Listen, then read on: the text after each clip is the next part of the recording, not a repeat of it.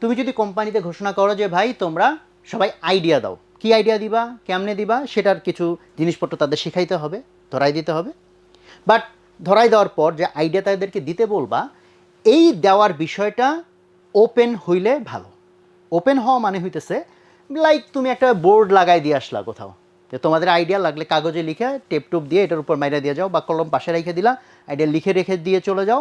অথবা company wide যদি কোনো সফটওয়্যার বা কোনো একটা কিছু তোমরা ইউজ করো যেটাতে বাদবাকিরা দেখতে পায়, তোমরা তোমাদের গুগল ফর্ম বা হোয়াট এভার কিছু একটার ভিতরে আইডিয়া লিখে দাও, যাতে so people get to know কে কোন আইডিয়াটা দিছে। দেন এই যে আমরা এখানে দেখব সবাই আইডিয়া দিছে, অনেক আইডিয়া, হাজার হাজার আইডিয়া।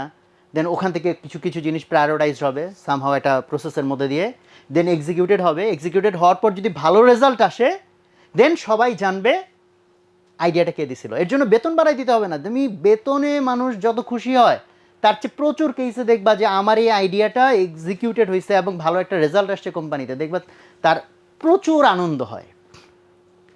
কারণ বিশেষ করে যারা ক্রিয়েটিভ মানুষ, প্রত্যেকে তার নিজের এক্সিলেন্সের জায়গাটাতে ক্রেডিট পাইতে চায়। তাহলে যার আইডিয়া ভালো, সে যদি দেখে যে আমার আইডিয়া ভালো, এটা অ্যাপ্রিসিয়েটেড হয়েছে, এটা বেতন পাওয়ার চেয়েও তার খুশির কারণ হয়ে যায়।